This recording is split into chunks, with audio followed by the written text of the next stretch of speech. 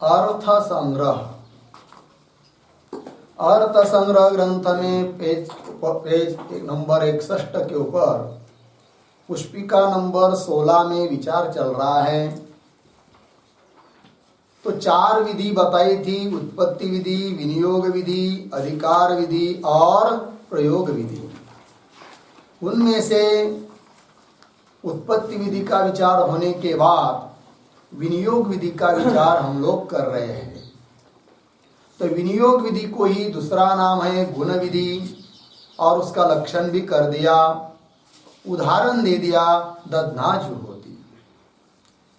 तो प्रधान और अंग इन दोनों का संबंध बताने वाली जो विधि होती है उसको कहते हैं विनियोग विधि।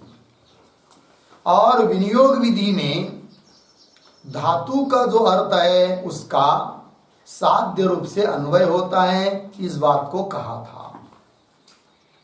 और उत्पत्ति विधि और अधिकार विधि जो होती है उसमें धातु का जो अर्थ होता है उसका साधन रूप से अन्वय होता है।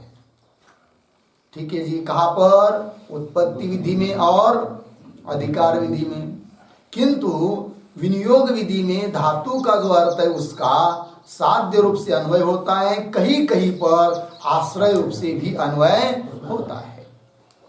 प्रश्न ये चल रहा था कि गुण विधि में धातु का अर्थ जो है उसका साध्य रूप से अन्वय कर रहे हो, अर्थात धातु का अर्थ जो याग, दान, होम आदि है वो साध्य होता है, और गुण जिसका विधान किया है गुण विधि में वो होता है क्या? साधन।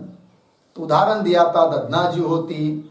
तब दधना जुहोती का वाक्य बोध हो जाता है दधना होमम भावयेत्। बराबर है कि नहीं? दधना होमम भावयेत्। तो दधि हुआ साधन और होम हुआ साध्य, जो कि धातु का अर्थ है, तो साध्य रूप से अन्वय हुआ। अब प्रश्न ये चल रहा था कि यहाँ पर जैसे उत्पत्ति विधि में धातु का अर्थ जो होता है यागादिक, उसका जैसे साधन रूप से अन्वय होता है, उस प्रकार विनियोग विधि में भी धातु का अर्थ जो यागादिक उसका साधन रूप से अन्वय क्यों नहीं मानते हो? साध्य रूप से अन्वय क्यों मानते हो? समझ लीजिए दोनों मान लेंगे। कैसे? कि विनियोग विधि में जो धातु का अर्थ यागादिक है उसका साध्य रूप से भी अन्वय मानेंगे और साधन रूप से भी अन्वय मानेंगे। यदि ऐसा करेंगे तो क्या आपत्ति बताई थी? विरुद्ध त्रिक द्वय की प्राप्ति बताई थी। ठीक है। अब विरुद्ध त्रिक द्वय कौन कौन है इसका उल्लेख कल किया था।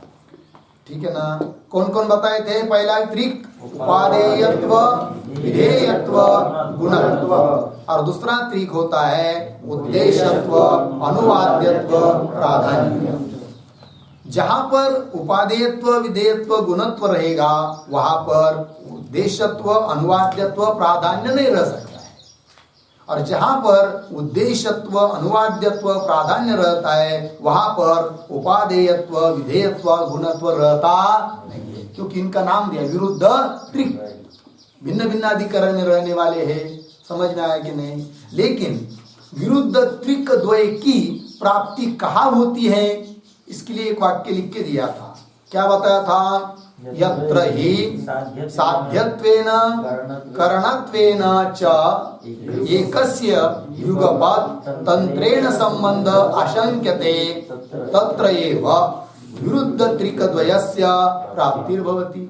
ये कहा था कि जहां पर एक ही वस्तु का साध्य रूप से भी और साधन रूप से करण रूप से भी एक ही काल में संबंध की आशंका किया जाती है। संबंध करने का मतलब दोनों एक को ही साधन रूप से और साध्य रूप से मानने की शंका होती है, प्रयास किया जाएगा, वहां पर विरुद्ध त्रिकद्वय की क्या होती है, प्राप्ति होती है कि नहीं। तो समझ लेंगे, उदाहरण से समझेंगे हम लोग। तो उदाहरण है गुण विधि का, क्या जी, दध्ना जुहोति, बरोबर। तो लिखिए आप लोग कॉपी पर गुण विधि।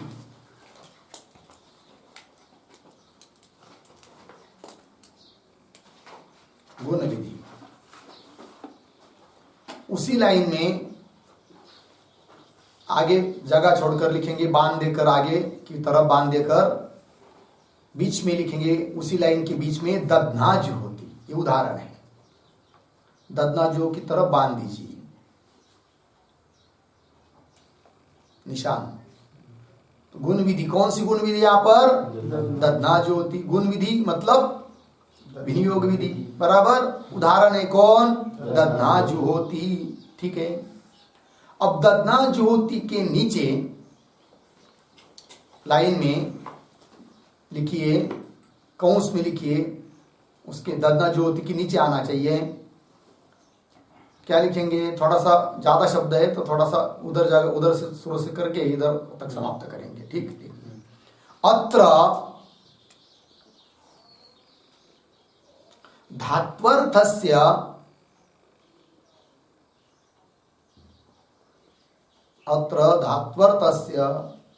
साध्यत्वेन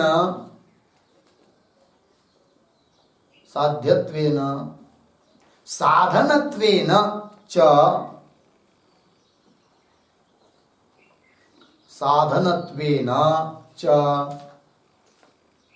तंत्रेण संबंधः स्वीक्रियते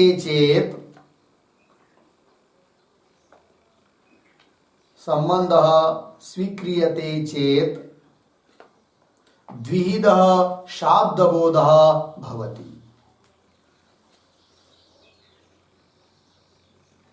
द्विविधः शाब्दबोधः भवति।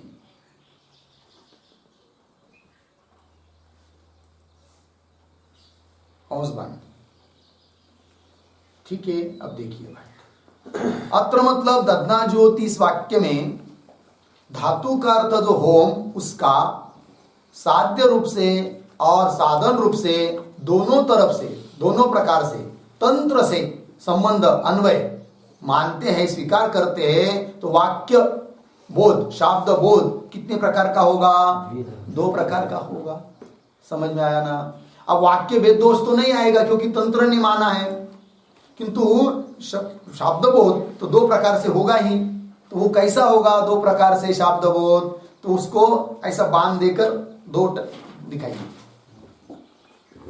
कहा दध्ना जुहोति से नीचे खींचना है रेश, फिर एक आड़ी रेश देना है और 2 पॉइंट दिखाने हैं, नकाशा निकालेंगे। दध्ना जुहोति से नीचे की ओर खींचा, फिर उसके 2 पॉइंट, हाँ 2 पॉइंट दिखाना है। तो नंबर 1 में लिखिए दध्ना होमम भावयेत्।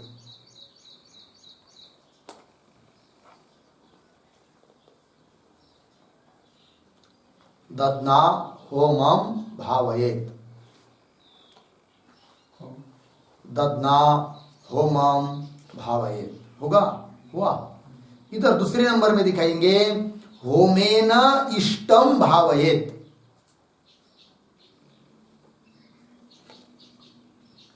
होमेन इष्टम भावयेत्।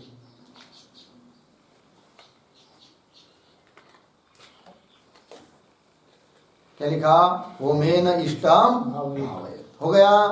तो देखिए, तो पहले शब्द बोध क्या हुआ जी, दध्ना होमम भावयेत्। यहां पर इस वाक्य में हु धातु का अर्थ जो होम, उसका किम रूप से अन्वय हुआ है, साध्य रूप से अन्वय हुआ है कि नहीं, क्योंकि दध्ना होमम भावयेत्, ठीक है। और दूसरे वाक्य में होमेन इष्टम भावयेत्, इस वाक्य में हु धातु का अर्थ जो होम, उसका किम रूप से अन्वय हुआ है? साधन रूप से। होमेन इष्टम भावेत, होगा इतना। अब जो पहला वाक्य है ददना होमम भावेत, उसमें ददना के नीचे अधोरेखा कीजिए और उसके नीचे खड़ी रेश करके बांध देकर उसके नीचे लिखेंगे, फिर होम के नीचे भी रेश करके उधर भी 3 दिखाने हैं उसी वाक्य में, तो थोड़ा दूर दूर लिखिए। हाँ, तो ददना के नीचे अधोरेखा की, उसके नीचे बांध दिखाएंगे और लिखेंगे नंबर 1 में विधेयता।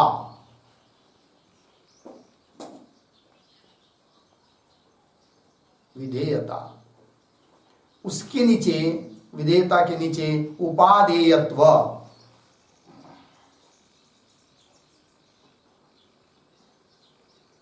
उपादेयत्व, उसके नीचे लिखेंगे अंगत्व। बांध देकर नहीं, एक के नीचे एक लिखना है। विधेयता लिखा, उसके नीचे बांध नहीं देना है। 1 2 3 एक नंबर है उसके। नंबर 1 हुआ विधेयता। विधेयता मतलब विधेयत्व, भाव में तत्व है कि नहीं? तो विधेयत्व बोले चाहे विधेयता बोलिए की बात है। तो विधेयता हुई। नंबर 2 उपादेयत्व, उसके नीचे नंबर 3 अंगत्व, वहां भी बांध नहीं देना है कि नहीं? अब ये हो गए ददना, तो ददी में 3 धर्म आ गए। कौन कौन? विधेयत्व, उपादेयत्व, अंगत्व। उसी वाक्य में होम पद के नीचे अब अधोरेखा कीजिए और खड़ा बांध देकर नीचे की ओर लिखेंगे 1 2 3। नंबर 1 में लिखेंगे उद्देश्यत्व किंवा उद्देश्यता,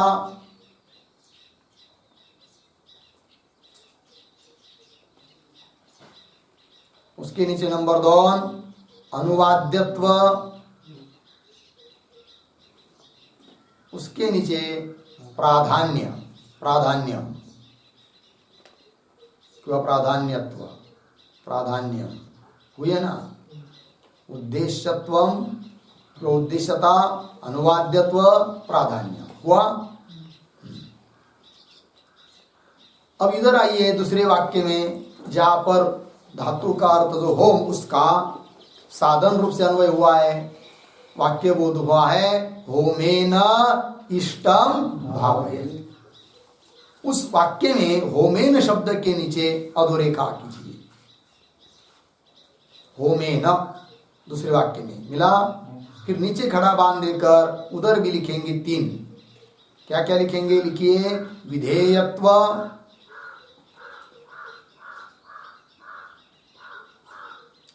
उसके नीचे नंबर 2 उपादेयत्व, उपादेयत्व, और उसके नीचे नंबर 3 अंगत्व।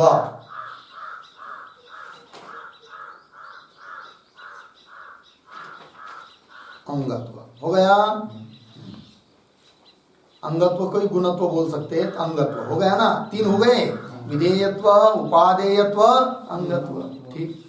अब होमेन इष्टम भावेत ये जो वाक्य है, उसमें इष्ट शब्द के नीचे अधोरेखा कीजिए और नीचे खड़ा बांध देकर नंबर 1 उद्देश्यत्व,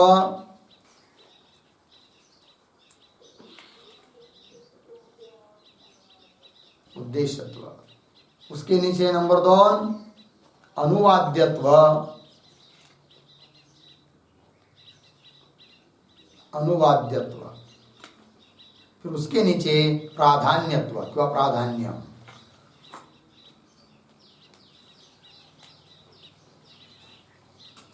हो गया जी? हाँ। अब देखिए पहला वाक्य जो है ददना होमम भावयत, बरोबर? उसमें होम शब्द था। होम शब्द के नीचे 3 लिखे हम लोगों ने, क्या क्या? उद्देश्यत्व, अनुवाद्यत्व, प्राधान्यत्व। इन तीनों को गोल राउंड कीजिए, भोपड़ा मतलब काटना नहीं है उसको, एक ऐसा गोल गोल और वर्तुल में लेना है तीनों। और लिखिए एकम त्रिकम। हाँ, ऐसा कहीं पर उसको चिन्ह देकर, ये एक पहला त्रिक हुआ। एकम त्रिकम।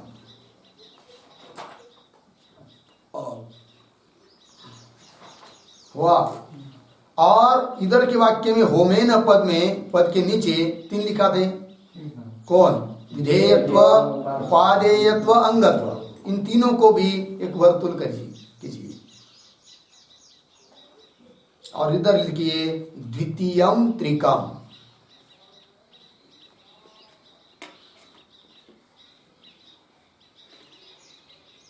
द्वितीयम त्रिकम।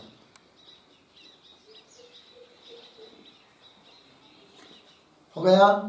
देखिए भाई, अब देखिए तो धातु का अर्थ जो होम, उसका जब साध्य रूप से अन्वय किया तो वाक्य बोध क्या हुआ था?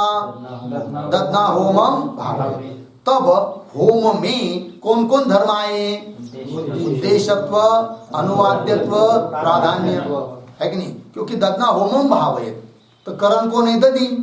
और उद्देश्य मतलब साध्य कौन है? होम। तो उद्देश्यता किस में आई? होम में आई। बराबर। और ये गुण विधि है कि नहीं? तो गुण विधि मतलब विनियोग विधि है। और गुण विधि मतलब क्या, किसको कहते हैं? जहां पर कर्म मानांतर से प्राप्त रहता है, अन्य प्रमाण से प्राप्त रहता है, और उसके लिए गुण का विधान। तो ददना ज्योति में जुहुति के द्वारा याग का विधान नहीं है, होम का विधान नहीं है। होम तो अन्य प्रमाण के द्वारा प्राप्त है, उसका केवल क्या किया है? अनुवाद। क्या किया है जी? अनुवाद जुहोती ने। तो अनुवाद्यत्व कहाँ आ गया फिर?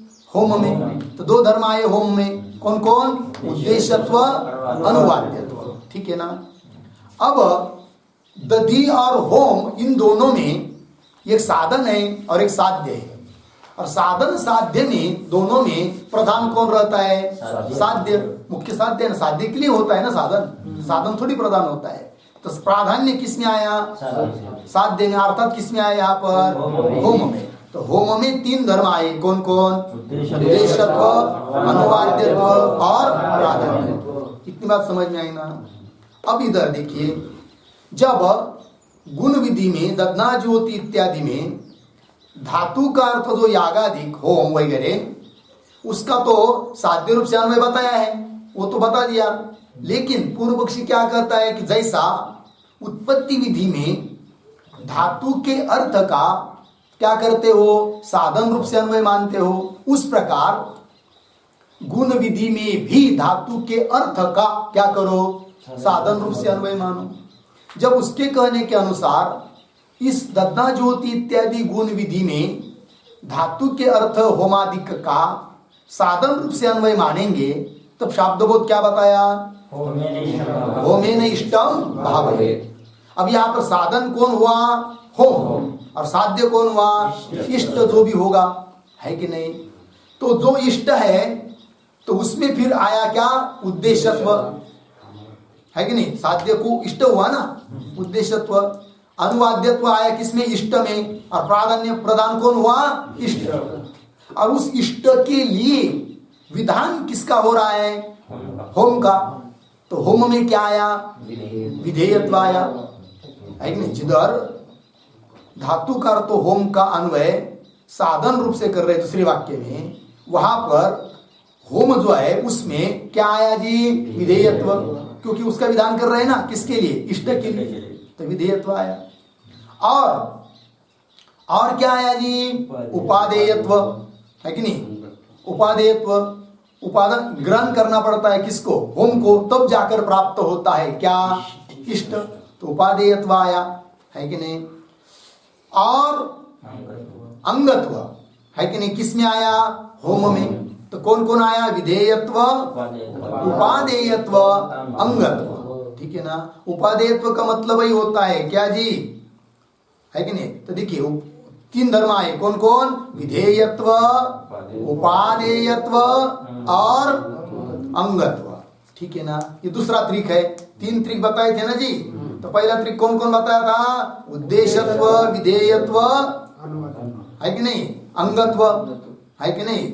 उद्देश्यत्व, विधेयत्व और अंगत्व। ठीक है ना? और दूसरा त्रिक क्या है? उद्देश्यत्व, अनुवाद्यत्व, प्राधान्य। ठीक है ना। ये दूसरा त्रिक हुआ। अब ये क्या हो रहा है, दोनों विरुद्ध त्रिक कहां पर आ रहे हैं, होम में। किस में आ रहे हैं जी, होम में आ रहे हैं, है कि नहीं। तो होम में पहला इधर एक त्रिक दिखाया, इधर एक त्रिक दिखाया, जो कि दोनों विरुद्ध है। जहां उद्देश्यता होती है वहां विधेयत्व नहीं होता है, जहां अनुवाद्यत्व होता है वहां उपादेयत्व नहीं होता है, और जहां प्राधान्य होता है वहां अंगत्व नहीं होता है। लेकिन दोनों आ रहे किसमें, एक होम में, है कि नहीं। तो वही हुआ। तो फिर दो त्रिक दिखाए, उस पर एक वाक्य लिखेंगे। एकस्मिन् होमे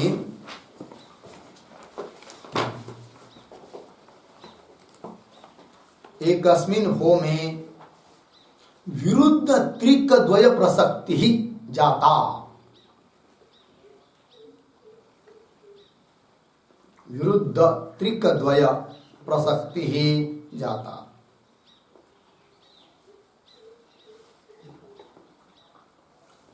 एकस्मिन् होमे विरुद्ध त्रिक द्वय प्रसक्ति ही जाता।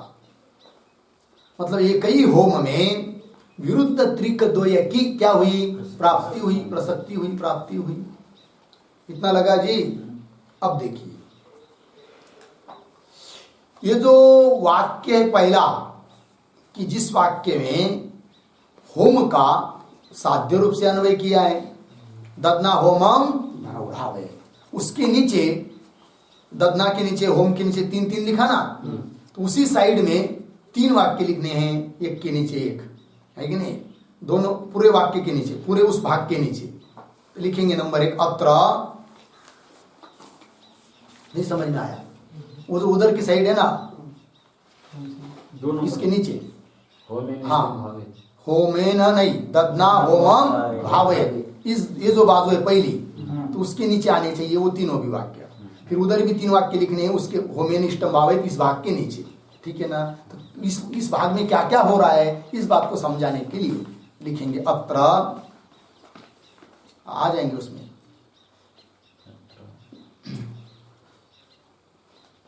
होमम उद्देश्य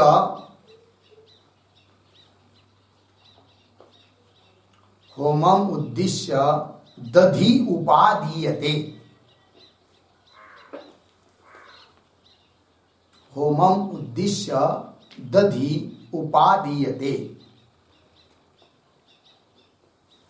हुआ। उसके नीचे नंबर 2 होमम अनुद्य, होमम अनुद्य दधि विधीयते। नंबर 3 होमः प्रधानः, होमः प्रधानः दधि उपसर्जनम, दधि उपसर्जनम गुणः भवति।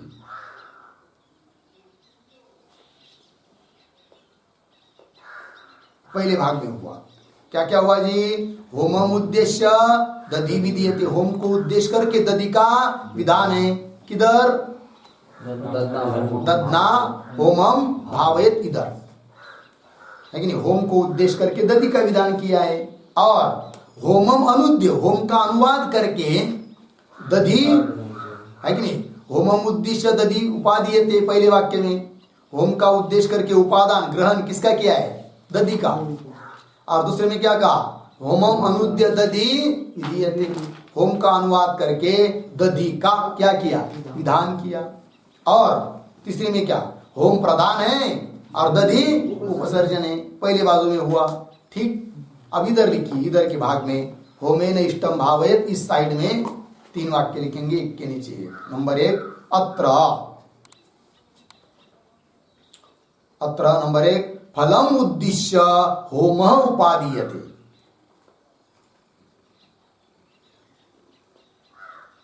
फलम उद्देश्य, फल के उद्देश्य से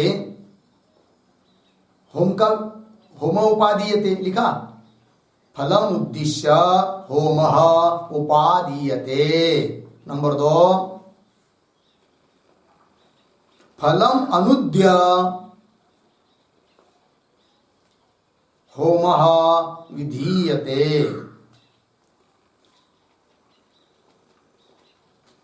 फलम अनुद्य होमः विधीयते। नंबर 3 फलम प्रधानम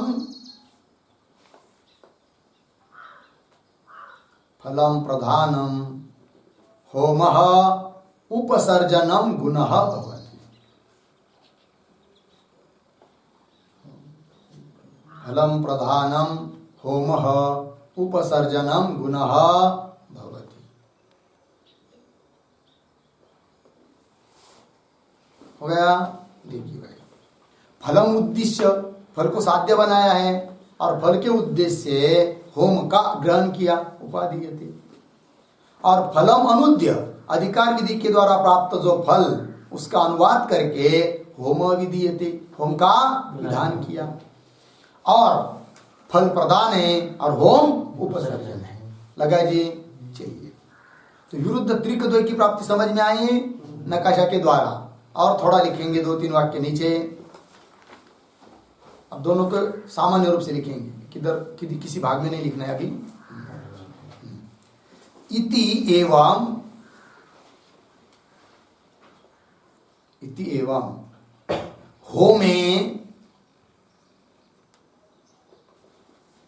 होमे फलापेक्षया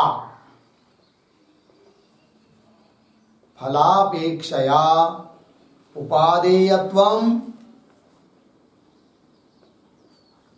विधेयत्वं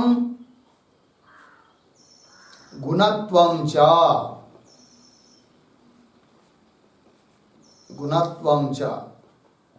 गुणत्वं के नीचे आगे कौंस में अंगत्व लिख सकते हैं। गुणत्व मतलब अंगत्व है कि नहीं?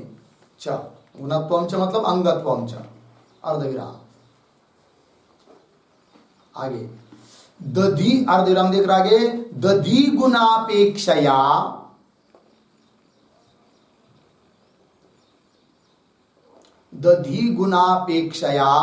च उद्देश्यत्वं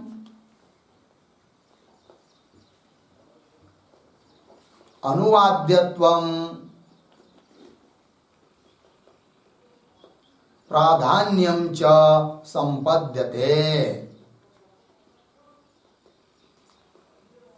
अनुवाद्यत्वं प्राधान्यं च संपद्यते, पूर्ण विराम। एवं रूपेण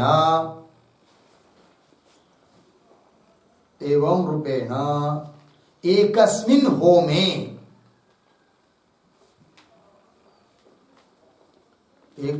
होमे विरुद्ध त्रिकद्वय प्रसक्ति ही भवति।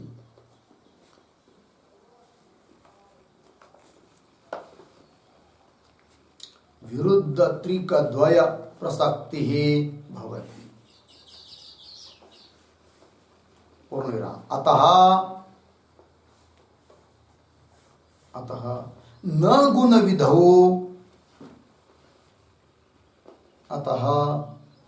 विधौ धात्वर्थस्य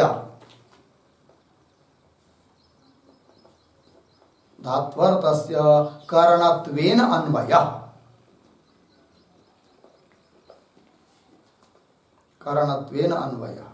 अपितु साध्यत्वेन एव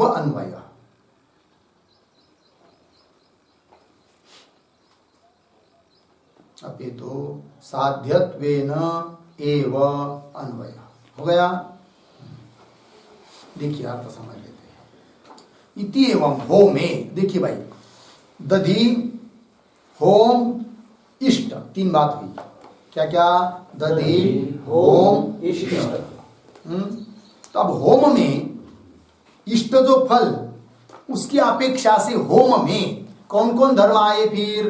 तो बताया, होमे फलापेक्षया, इष्ट की अपेक्षा से क्या क्या धर्म आए? उपादेयत्व, विधेयत्व, गुणत्वं च। गुणत्व मतलब अंगत्व, जो बताया था ना ऊपर, अंगत्व, तो वही गुणत्व है। ठीक है जी। और इधर से दधि गुण की अपेक्षा से होम में क्या क्या आ रहे हैं? दधि गुणापेक्षया उद्देश्यत्वं, अनुवाद्यत्वम प्राधान्यम च संपद्यते। लग गया जी। एवं इस रूप से, एवं रूपेण एकस्मिन होमे एक ही होम में क्या हुआ, विरुद्ध त्रिकद्वय प्रसक्ति ही भवति। दो विरोधी जो त्रिक है, तीन तीन का समूह जो विरोधी है, उनका एक में ही क्या हो रही है, प्राप्ति हो रही है। विरुद्ध त्रिकद्वय प्रसक्ति भवति। अतः इसलिए न गुण विधौ धात्वर्थस्य करणत्वेन अन्वय। इसलिए गुण विधि में अर्थात विनियोग विधि में धात्वर्थ का, धातु के अर्थ का करण रूप से अन्वय होता नहीं है। अपितु फिर कैसा होता है जी, साध्यत्वेन एव अन्वय, साध्य रूप से ही अन्वय होता है, संबंध होता है। लग गया जी। प्रश्न क्या था कि गुण विधि में धातु के अर्थ का क्या साधन रूप से अन्वय क्यों न माना जाए, तो उसका ये उत्तर दे दिया। लग गए जी। चलिए अब ये उद्देश्यत्व क्या होता है, उपादेयत्व क्या होता है, अनुवाद्यत्व क्या होता है, उसके थोड़े थोड़े में थोड़ा सा लिखते हैं हम लोग, फिर ये बात पूरी हो जाएगी। तो लिखते हैं नीचे, फलस्य उद्देश्यत्वम बराबर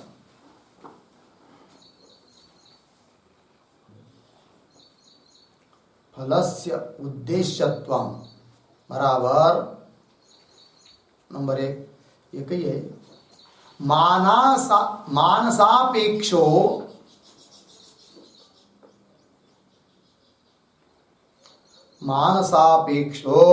विषयत्वाकारः।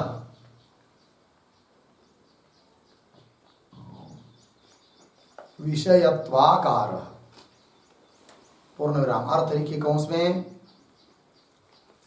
मन के द्वारा अपेक्षित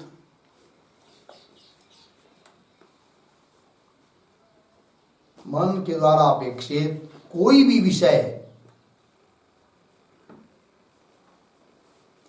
विषय फल होता है।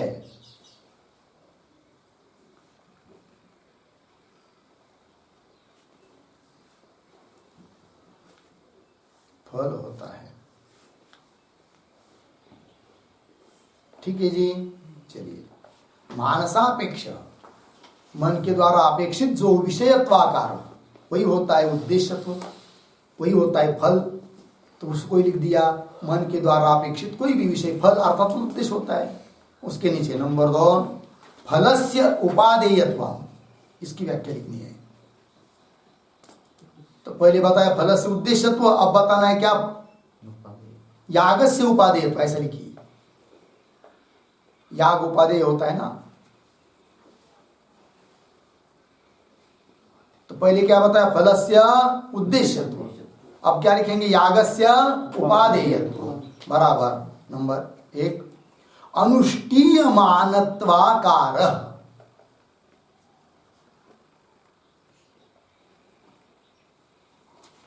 अनुष्ठीयमानत्वाकारः, अनुष्ठीयमानत्वाकारः पूर्ण विराम। कौंस में लिखिए अनुष्ठान योग्यत्वम।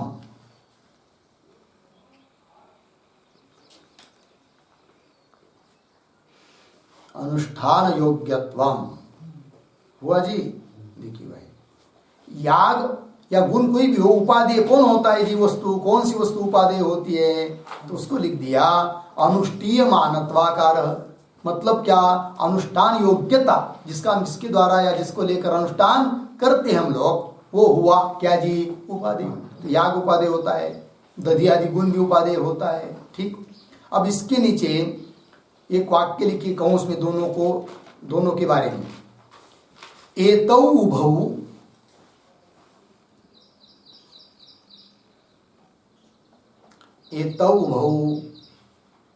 मनः शरीरोपाधिकौ धर्मौ भवतः।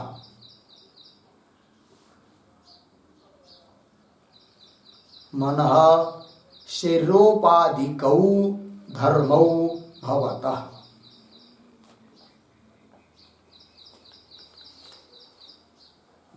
ठीक है, कौन सी बात। तो क्या हुआ, ये तो धर्म, ये दो धर्म बताए ना, फलस्य उद्देश्यत्व, यागस्य उपादेयत्व। तो दो धर्म में क्या वैशिष्ट्य है, तो उसको लिख दिया एक वाक्य में। तो ये तौ भौ मन शरीर उपाधिको धर्म भवत। मन उपाधिक धर्म एक और दूसरा शरीर उपाधिक धर्म है। तो पहला जो था फलस्य उद्देश्यत्व, ये कैसा है, मन उपाधिक धर्म है, जिसके लिए उपाधि कौन है, मन है। और उपादेयत्व के बारे में क्या, शरीर उपाधि है, शरीर के द्वारा हम लोग उसका क्या करते हैं, अनुष्ठान अधिक करते हैं। तो शरीर उपाधिक धर्म हुआ, हो गया जी। चलिए अब आगे चलेंगे, अनुवाद्यत्वम।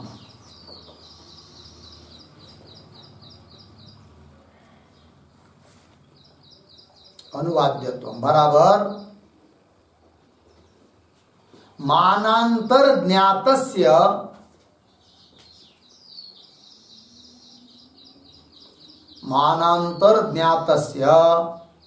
अनुकथ्यमानत्वम, अनुकथ्यमानत्वम।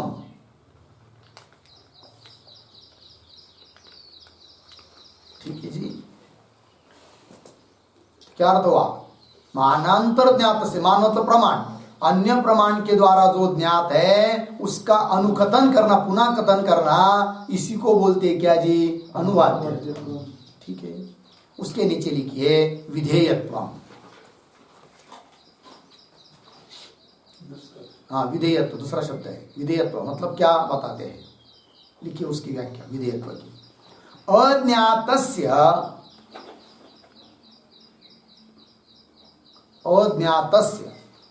अनुष्ठेयत्वेन, अनुष्ठेयत्वेन प्रतिपाद्यमानत्वम,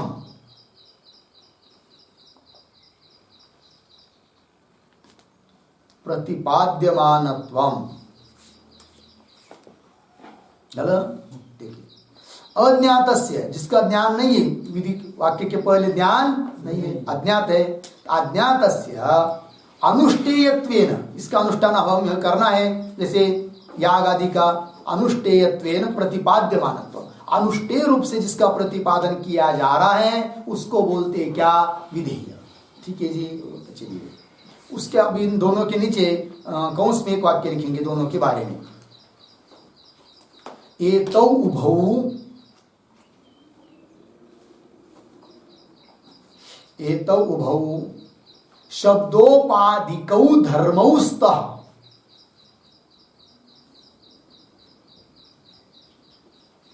शब्दोपाधिकौ धर्मौ स्तः।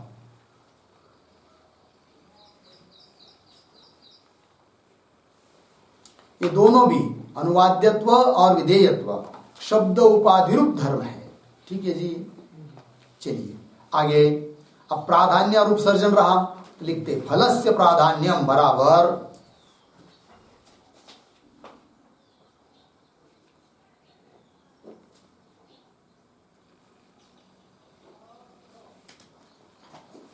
फलस्य प्राधान्य बराबर साध्यत्वेन बोध्यम, साध्यत्वेन बोध्यम। ठीक है, फल प्रदान है, प्रदान क्यों, साध्य होने के कारण। और उसके नीचे यागस्य उपसर्जनत्वम,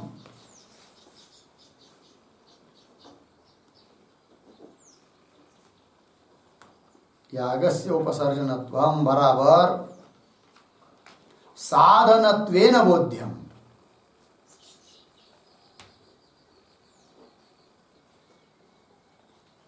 साधनत्वेन बोध्यम।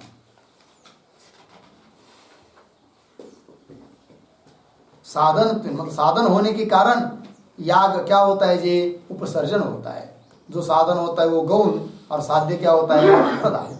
लग गया।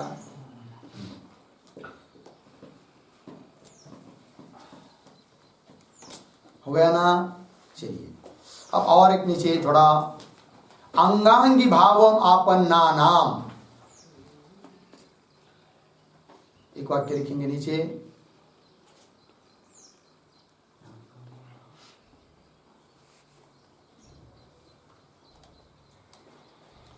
ठीक है ना जी? क्या लिखा? अब हाँ लिखेंगे अंगांगी भावम आपन्नानाम पदार्थानाम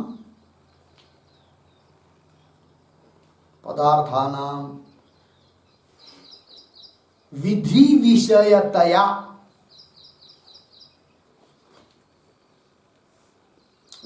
विषयतया आवश्यकी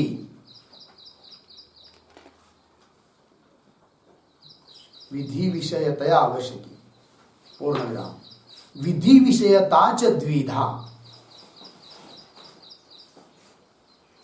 विधि विषयता च द्विधा। नंबर 1 विधेयताख्या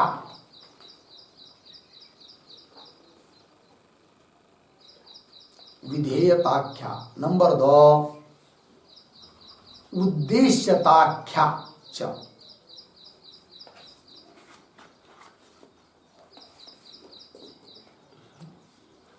उद्देश्यताख्या च हुआ पूर्ण विराम। तो उदाहरण देकर समझाते। दध्ना जुहोति इत्यत्र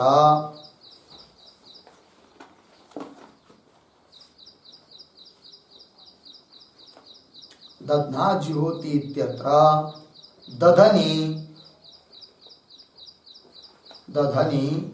विधेयताख्या विषयता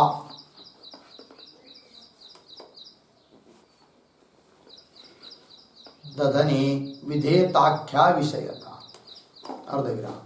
होमे च उद्देश्यताख्या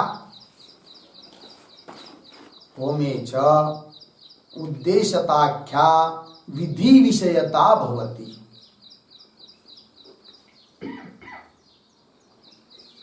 उद्देश्यताख्या विधि विषयता भवति। हो गया? अर्थ देखिए भाई। तो अंगांगी भावम आपन्नानाम पदार्थानाम, जो जिन दो पदार्थों में अंग और अंगी भाव हो रहा है कि नहीं? तो अंगांगी भाव प्राप्त हुआ है जिन पदार्थों को, है कि नहीं? पदार्थानाम विधि विषयता आवश्यक, वो विधि की विषय होना आवश्यक है। अंगांगी भाव वही पदार्थ होंगे जो विधि के विषय हो। समझ में आया? विधि का क्या होना चाहिए? विषय होना चाहिए, तभी उसमें आएगा क्या? अंगांगी भाव। तो कैसे? और वो विधि की विषयता दो प्रकार की होती है। एक तो विधेयताख्या, विधेयता नाम की विषयता, और एक होता है उद्देश्यता नाम की विषयता। ठीक है? तो उदाहरण दिया उसके लिए। दधना ज्योति वाक्य है, तो इस वाक्य में दधनी, दधि में भी विधेयता है, विषयता है। क्या? दधि में भी विधि की विषयता है, और होम में भी विधि की क्या है? विषयता है, किंतु अलग अलग है। क्या है? दधनी विधेयताख्या विषयता। दधि में क्या है? कौन सी विषयता है? विषयताख्य विषयता है। विधेयताख्या विषयता है। विधेयताख्या विधेय है दही। और उद्देश्य को ने दधि का होम, तो होम में भी विधि की विषयता है, लेकिन वो कौन सी? उद्देश्यताख्या। तो होमे च उद्देश्यताख्या विधि विषयता भवति। लग गया? आगे तथा च, उसी के बारे में। तथा च दधनी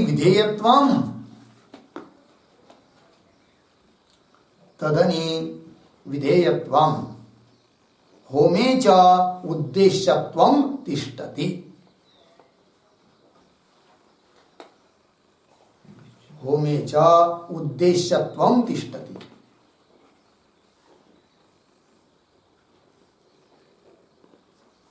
होमे च उद्देश्यत्वम तिष्ठति। लग गया जी?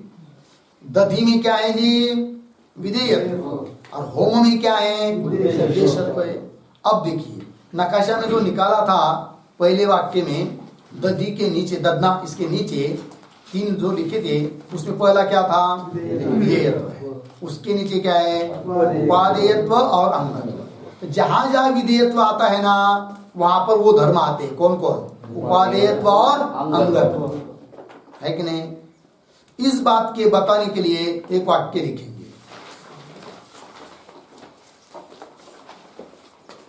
विधेयत्व सामानाधिकरण्येन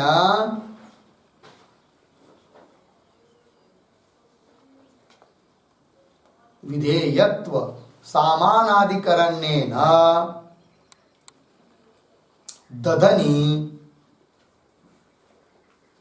दधनी उपादेयत्वम अंगत्वम च तिष्ठतः। उपादेयत्वम अंगत्वम च तिष्ठतः।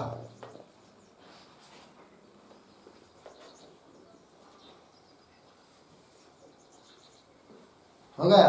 बग देखिए भाई, विधेयत्व सामानाधिकरण्य न, मतलब विधेयत्व जहां रह रहा है वही रह रहे हैं कौन? उपादेयत्व और अंगत्व। तो विधेयत्व के साथ सामानाधिकरण्य हुआ किनका? उपादेयत्व का और अंगत्व। तो जहां कहीं आपको विधेयत्व मिलेगा वहां जरूर ये दो धर्म रहेंगे। कौन कौन? उपादेयत्व और अंगत्व। ठीक है। उसी की तरह उद्देश्यत्व जहां रहता है वहां जरूर रहते क्या? अनुवाद्यत्व और प्राधान्यत्व, है कि नहीं? तो उसके लिए भी एक वाक्य लिखेंगे, उद्देश्यत्व सामानाधिकरण्येन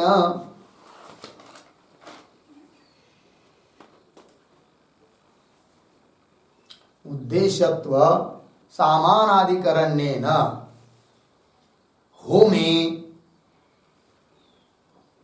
होमे अनुवाद्यत्वम प्राधान्यम च तिष्ठतः।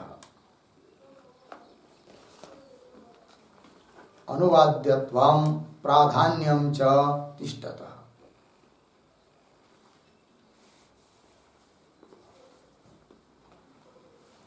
हुआ कि नहीं? अब देखिए वहीं पर ददना होमम जो थी पहले वाक्य में उद्देश्यत्व कहा बताया था?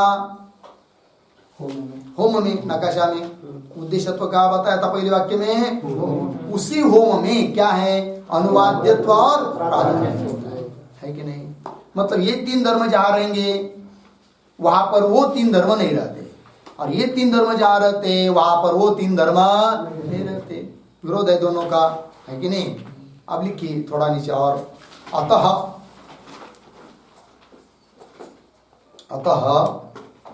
विधेयत्व उद्देश्यत्वयोः, अतः विधेयत्व उद्देश्यत्वयोः अर्धविराम उपादेयत्व अनुवाद्यत्वयोः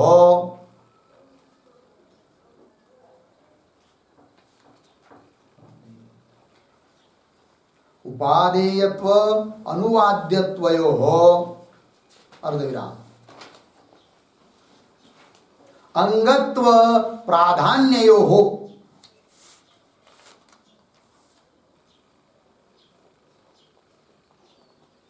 अंगत्व प्राधान्ययोः मिथो विरोध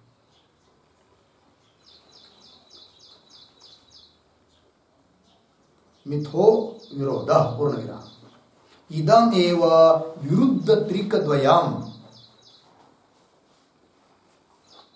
इदम एव विरुद्ध त्रिकद्वयम् इति व्यपदिश्यते।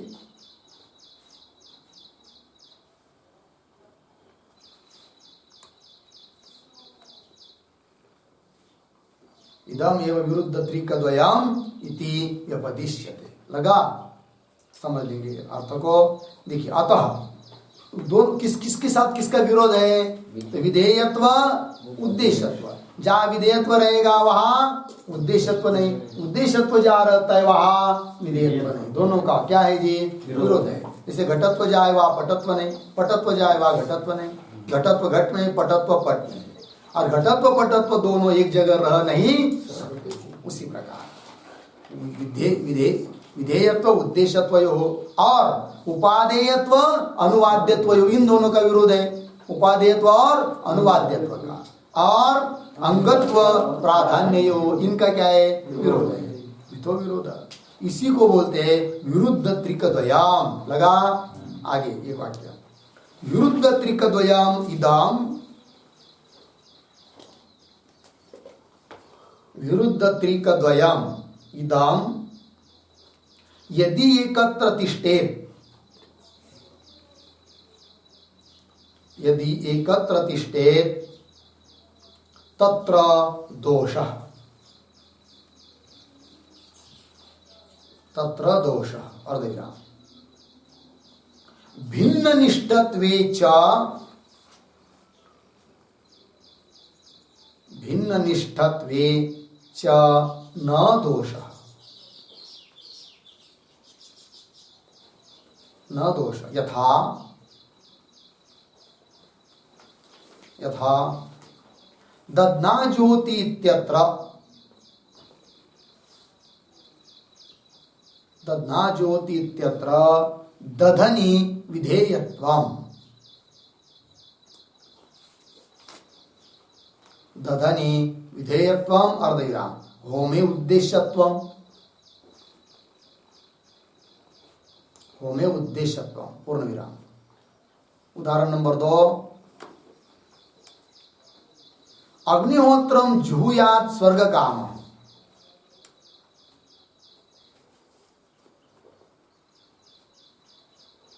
अग्निहोत्रम जुहुयात स्वर्ग काम इत्यत्र होमे विधेयत्वम्, होमे विधेयत्वम् अर्धविराम। फले उद्देश्यत्वम्, फले उद्देश्यत्वम्। अर्थ समझ लीजिए। विरुद्ध त्रिकद्वयम् इदम, यदि एकत्र तिष्ठेत, यदि एक जगह आने लगते हैं तब क्या है जी? दोष है। और भिन्न भिन्न रहते हैं तब कोई दोष नहीं। उदाहरण दिया दधना ज्योति, यहाँ पर विधेय कौन है? दधि। तो विधेयत्व कहाँ आएगा? दधि में। तो वही लिखा दधनी विधेयत्व। और उद्देश्य कौन है? होम। तो उद्देश्यत्व कहाँ है? होम में। दोनों एक जगह आए क्या? दो विरोधी धर्म एक जगह नहीं आए, अलग अलग जगह है, तो कोई आपत्ति नहीं, दोष नहीं है। उदाहरण दूसरा दिया अग्निहोत्रम जुहुयात स्वर्ग काम। यहाँ पर विधेयत्व किसमें है? होम में। और उद्देश्यत्व किसमें है? फल में। तो दो दो विरोधी धर्म है, विधेयत्व और उद्देश्यत्व अलग अलग जगह है। होम में विधेयत्व है और फल में उद्देश्यत्व है, दोनों एक जगह आए नहीं। और यदि एक जगह आते हैं तो दोनों का क्या है? विरोध दोष है कि नहीं? एक जगह आ नहीं सकते। घटत्व और पटत्व भूल से भी एक जगह आ नहीं सकते। उसी प्रकार ठीक है। मुख्य क्या चल रही थी बात हम लोगों की? दधना जो होती, ये विधि वाक्य है कि नहीं? कौन सी विधि है? गुण विधि है कि नहीं? गुण विधि बोलिए, विनियोग विधि बोलिए, तो विधि वाक्य हुआ कौन सा? दधना जो होती। इसमें गुण विधि में अर्थात विनियोग विधि में धातु का अर्थ जो होम, उसका किस रूप से अन्वय माना जाता है? साध्य रूप से। और यदि साधन रूप से भी अन्वय मानेंगे तो इस प्रकार से विरुद्ध त्रिकद्वय की प्राप्ति होती है, दोष आता है। इसलिए विनियोग विधि में क्या? साध्य रूप से ही अन्वय होता है। किसका? धातु के अर्थ याग का। साधन रूप से अन्वय होता हो गया जी। तो बस ये बात हो गई पूरी। आगे का विचार कल करेंगे। ओम पूर्णमदः पूर्णमिदं पूर्णात् पूर्णमुदच्यते पूर्णस्य पूर्णमादाय पूर्णमेवावशिष्यते। ओम शांति शांति शांति।